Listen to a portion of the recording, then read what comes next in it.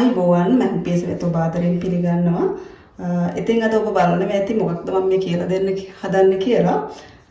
මෙතන බැලුවම ඔයාලට පේනවා මේ කැපිලා ඉවත්තන චූටි චූටි රෙදි කොටස් අරන් තියෙන. මේක දැන් අඟලක රෙදි ප්‍රමාණයක් වුණත් කමක් නැහැ.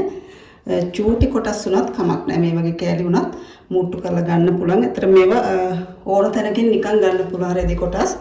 ඒත් එක්කම මේකට පාවිච්චි කරන්න හිතුවා මේ කොළ වර්ගයක් කොස් කොළ උනත් ගන්න පුළුවන් ලොකු කොළයක් මම වේලිච්ච කොළ අරන් තියෙන්නේ.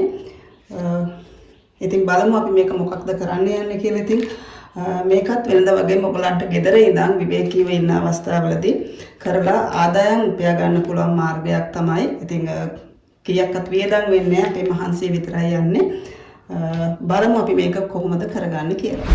බලන්න මේ පොඩි පටිය හොඳ පිට ඇතුළට තියලා මෙහෙම අපි දිගට මුට්ටු කර ගන්නවා. කියන්නේ ෆුට් සයිස් සිටින්න මහ ගන්න.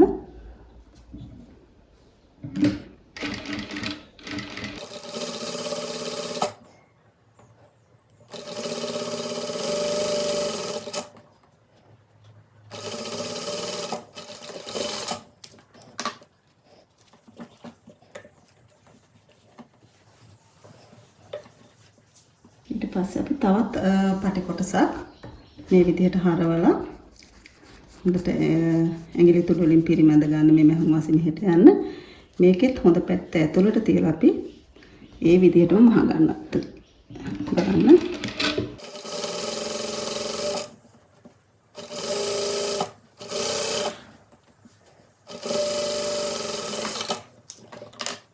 බලන්න මේ විදිහට ඔයාලට පුළුවන් තරම් දිගට මේක දිග සහ කැමැති පල්ලක් කරගෙන මේ විදිහට මුට්ටු කරගන්න මුලින්ම මේ විදිහට තියෙන්නේ. එතකොට අපි මේක හොඳින් අයන් කරගන්න තමයි මම මේ තියෙන්නේ. මේක හොඳට අයන් කරගන්න.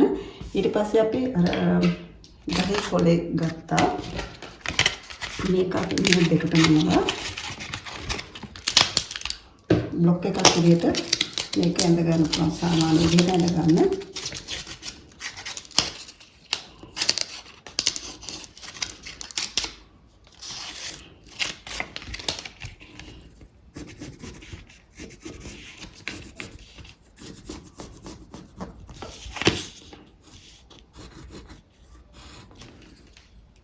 මේ ප්‍රමාණයට මේක කලවා ගන්න.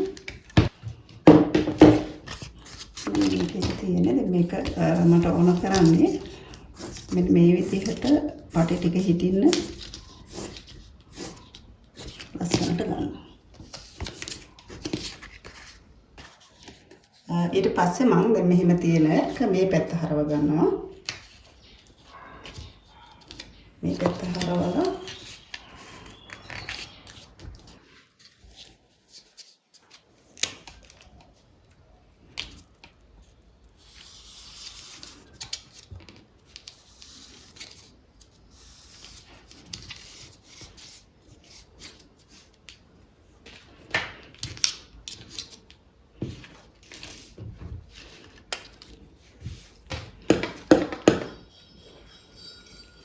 කතර චුට්ටක් පොයින්ට් එකක් වගේ තියලා මේක කපා ගන්න.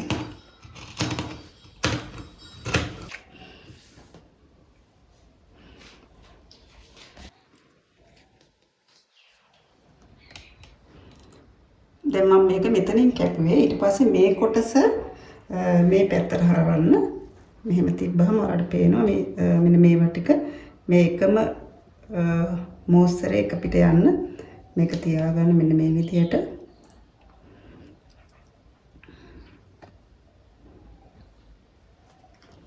මෙහෙම තියලා මෙතනින් මෙහුමක් දාගන්න ඕනේ අපි. මෙහෙම අල්පිනිති ගහලා මෙහුමක් දාලා කපා ගන්න එක අපිට ගොඩක් ලේසියි.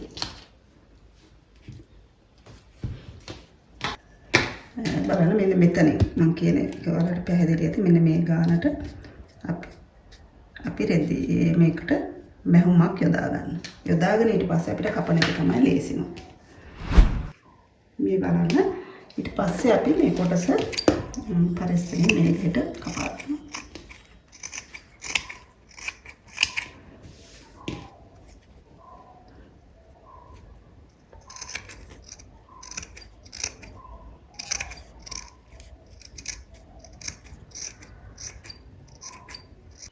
මේ බලන්න මේ විදිහට තියෙන්නේ. ඊට පස්සේ මේ පැත්ත කන පිට පැත්ත හරවලා මේ මෙහෙම දෙපැත්තට තියලා හොඳින් අයන් කරගන්න ඕනේ. බලන්න මේ විදිහට තියෙන්නේ මේ පැත්ත මේ විදිහට. ඊට පස්සේ අපිට දැන් පැඩින් ගන්න පුළුවන්. නමුත් පැඩින් වලට වියදම යන හින්දා තියෙන පරණ රෙදි කෑල්ලක් මේ යටට දාන්න පුළුවන්. මම මෙතන ඉතුරු රෙදි කෑල්ලක් ගත්තේ මම මේක දෙකට නමලා ගන්නවා. දැන් ඔයගොල්ලෝ බිස්නස් එකක් විදිහට කරනවා නම් ඒ යටට පරණ රෙදි කෑල්ලක් දාන්න. ඊට පස්සේ හොඳ පිටට හිටින්න මේ වගේ මේ අලුත් රෙදි කෑල්ලක් ගන්න. දැන් මේකෙදි මම මෙහෙම ඩබල් කරලා ගන්නවා. මෙන්න මේ විදිහට. ඊට පස්සේ මේක වටේට මම මැහුමක් ගන්නවා.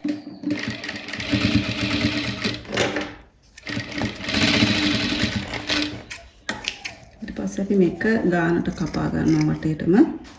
මේ විදිහට තියෙන. ඊට පස්සේ අපි මෙන්න මේ මැද්දෙන් මුට්ටුව ළඟින් මැහුමක් ගන්න. එතකොට ලස්සනයි.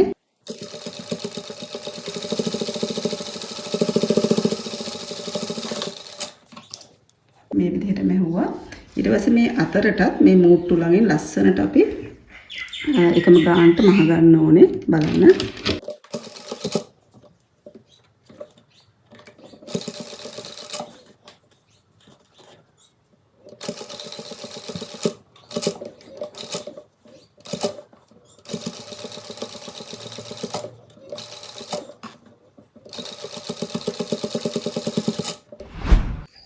මම මේකේ තනි පාටින් කර්ණාකාර පටියක් කපලා තියෙනවා.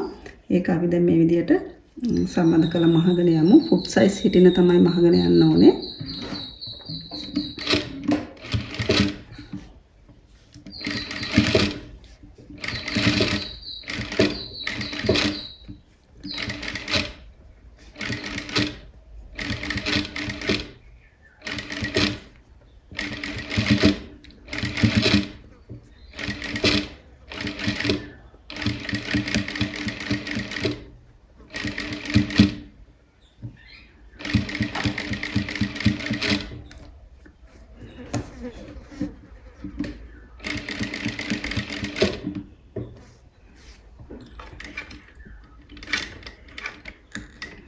දිකට ඇතුළට යවලා මේක මේ විදිහට හරව ගන්න.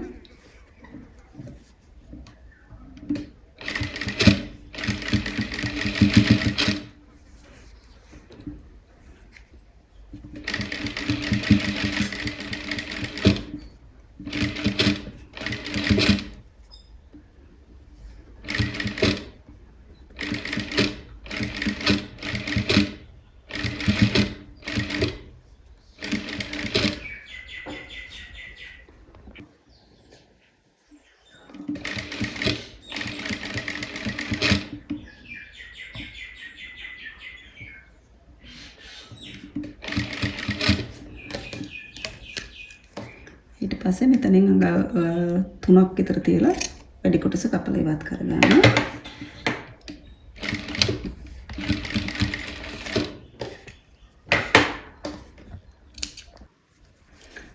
ඊට පස්සේ අපි මේක මේ විදිහට ගානට නමා ගන්න.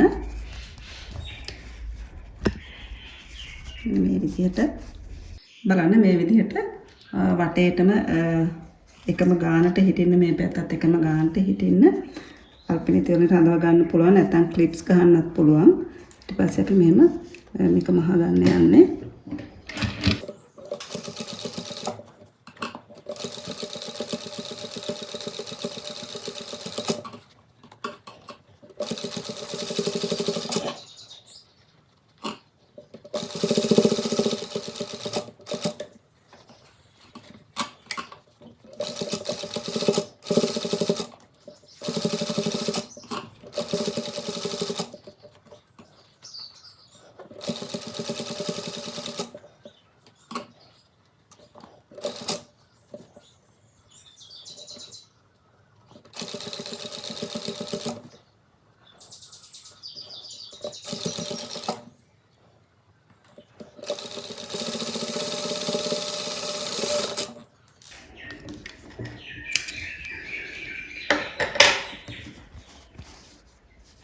මෙන්න මේ විදිහට තියෙන්නේ.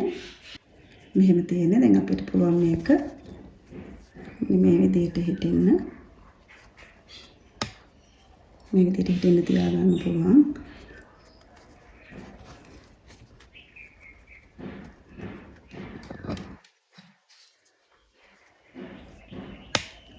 තියලා අපිට මෙතන පොඩි මැහුමක් ගහ ගන්න පුළුවන්. ඉතින් බලන්න මේ ටේබල් මැට් එකක් තමයි මම මැහුවේ. ඉතින් මේක තව විශාල කරලා මහ ගන්නත් පුළුවන්. දැන් මේ පොඩි රෙදි කෑල්ලකින් ගොඩාක් කරගන්න පුළුවන්. මේකකින් තව 3ක් වගේ කරගන්න පුළුවන්. ඉතින් උත්සාහ කරලා බලන්න. ඔයගලන්ට ගොඩාක් වැදගත් වෙයි අද කියලා දුන්න පාඩම. ඕනම කෙනෙකුට කරන්න පුළුවන් දෙයක්. ඉතින් අද වීඩියෝ එකෙන් ඔයාලා මොනවා හරි ඉගෙන ගත්තා කියලා මම හිතනවා. ඉතින් යාළුවන්ට බලන්න වීඩියෝ එක ෂෙයා කරන්න. තවත් මෙවැනි මේ අලුත් පාඩමකින් අපි හමු වෙමු. ආයුබෝවන්.